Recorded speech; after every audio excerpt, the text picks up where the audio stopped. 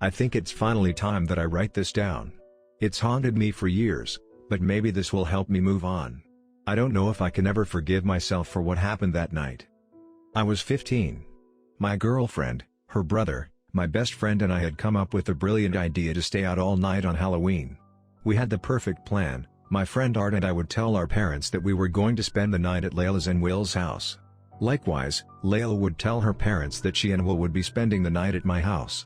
I know, it was stupid, but we were confident that our plan would work. I wish the plan had failed. That Halloween night, we'd set out, feeling like total rebels. We'd all decided on a group costume, and each of us was dressed as a DC superhero. Will had dressed as Superman, Art was the Flash, Layla was Supergirl, and I was Batgirl. We were all pumped. We had the whole night to stuff our faces with candy, hang out, and do whatever we wanted to. After we'd trick-or-treated for about 3 hours, I'm not kidding, people started shutting their doors. By 12, there wasn't a single light on our door open. We four were the only people out on the street, and with the exception of a barking dog, there was no noise. Layla and I were bored, and I asked if we should just go home. Will refused. "You're at a sleepover at my house, remember? And I'm sleeping at yours. Do you want to be the one to admit to your mom that you lied?" "Come on, Will." Art spoke up. He'd been eating a lot of candy, and had been pretty quiet for the last few minutes, likely battling a massive stomachache. "This isn't as fun as you said it would be. Maybe it'd be better if we just went home and told the truth. They'll be mad, but maybe we can still have an actual sleepover."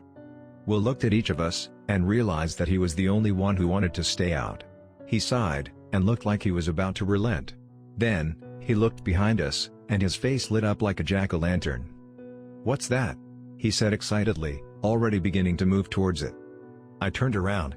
Not 20 feet away was a house that I'd never seen before on our street. It looked like a typical townhouse, that's usually what you see in our neighborhood, but it was covered from porch to chimney with Halloween decorations. And not the cheap plastic ones you get at the dollar store, but the quality, makes you want to run decorations that give kids nightmares. There were 2 disturbingly lifelike pumpkin-headed scarecrows guarding the front gate, and over 2 dozen skeletons standing at attention in the front yard. Jack-o'-lanterns dotted the porch, each one with a face frozen in agony. A gigantic spider was perched in the show window, looking like it intended to make the shrub it was hovering over its next meal. Bones were scattered across the roof, as if someone had just dropped a handful of them from the sky. And, for the finishing touch, a spotlight hidden among the shrubbery made the entire house glow a near purple. Layla and I glanced at each other. How had we not seen this house earlier? Granted, we hadn't been paying close attention to every house we passed, but still, we'd been all over town. We'd have noticed a glowing purple house, right? I turned to ask Art, but he was as entranced as Will. Before I could blink he was running towards the house, too. Once again I glanced at Layla. She shrugged her shoulders, as if asking what I expected from 2 Halloween-crazed boys. I grabbed her hand and we ran after them. Up close, the house was even more disturbing. The scarecrows eyed us as we walked through the front gate. I tried not to gag as I passed them, someone had certainly taken liberties to make the yard believable.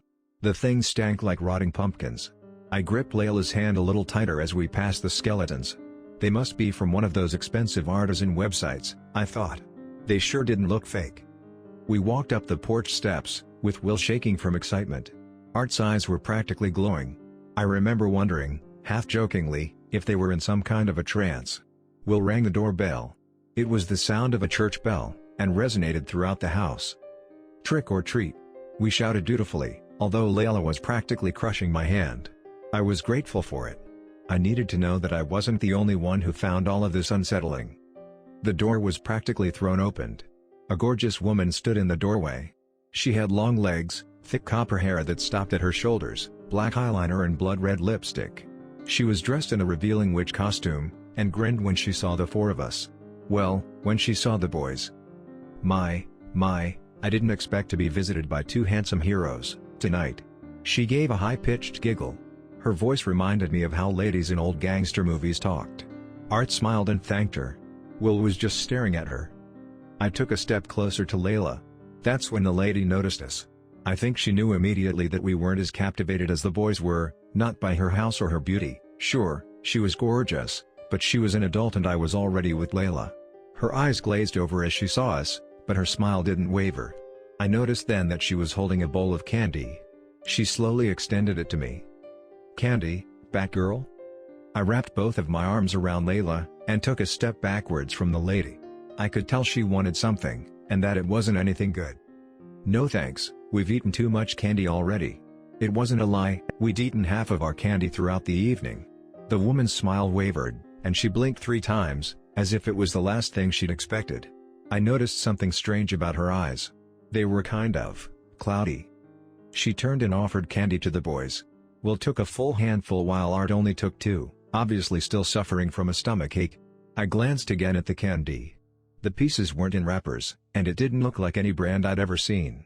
It sort of resembled malted milk balls, except bigger and lumpier.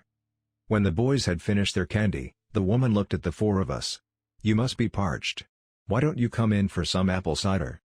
She gestured to the front door, which stood gaping open, like a mouth. Layla physically leaned away from the door. She wouldn't go in there for $1,000, let alone a glass of cider. I agreed with her. I forced a smile. "No, thank you." We turned and started to get down off the porch when I realized that Layla and I were alone. Will and Art were gone. And so was the woman. My heart rate tripled. They went in the house.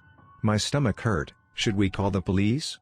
What could we say, that a pretty lady with a spooky yard had lured 2 boys into her house with apple cider? Even if that didn't sound crazy, we were 2 teenagers out past midnight on Halloween.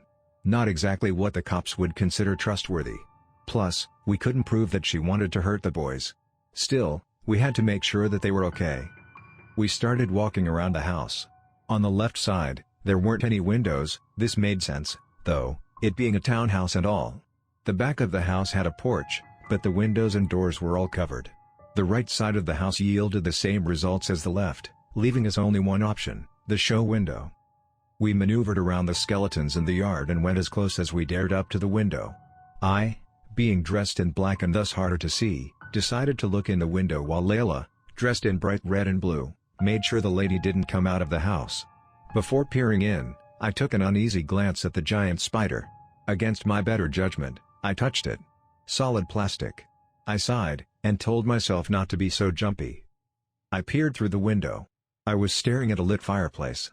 It seemed to be the only light source in the room. It was pretty dim in there. Still, I could make out 2 enormous armchairs on either side of the fireplace. I could make out Art's bright red Flash costume, and could see the blue from Will's costume. They were both slumped in the chairs, as if asleep. There was a coffee table between the chairs, holding 2 half-empty glasses of what could only be apple cider.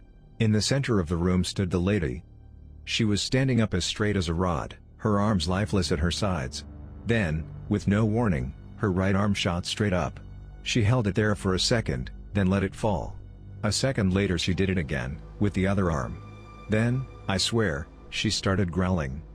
As if this was a signal, Will and Art got up. I could tell that their eyes were closed, but they came right over to her. She put her left index finger on Art's forehead, and her right index finger on Will's forehead. And she began to chant. Winanum, sanitatum. Age, puer. Langarum, sanitas. Nescio quometer lantinam loqui. Autalagent. All 3 of them suddenly began to convulse. Art went down, followed by Will. They both started to kick wildly. Then, their kicks became weaker, as if they were losing energy. Then they stopped. I must have made a noise. Layla told me later that tears were streaming down my face. I must have sobbed without knowing it. Because the lady turned around. Her eyes were completely blue, with no pupils to be seen. Her mouth was hanging open, with saliva the color of her eyes dripping from her lips. And her face was starting to melt. I screamed. Layla screamed. I shoved myself away from the window and landed flat on my back. The wind was knocked out of me, but I was too scared to care. Layla yanked me to my feet and we just started running. We charged through the skeletons, which I now thoroughly believed were real.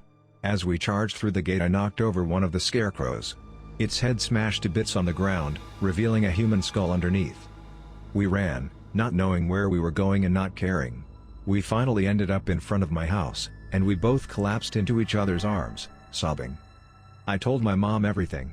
At first she thought I was making up a story to get out of lying to her, but one look at our faces and she knew we were serious. She called the cops immediately. When they investigated the strange house, they made a shocking discovery. It belonged to a Miss Smith, who was a woman in her 20s and fit our descriptions, but she'd been on vacation in Alabama with her mother for the last 2 days. They never found their bodies. Art and will remain missing to this day. The police don't believe our account of some life-sucking witch. They believe that a child predator drugged them and ran off with them. I don't think Layla and I ever really got over it. We broke up in 12th grade when she and her family moved away for a fresh start. A few months later I moved, too. We text now and then, but we aren't as close as we used to be. Still, I'm glad I've saved her number all of these years. Because tonight, I saw something that brought back that traumatic Halloween. A townhouse, bathed in purple light, with skeletons set up in the front yard. 2 of them guard the gate, one is dressed in a Superman costume. The other is dressed as the Flash.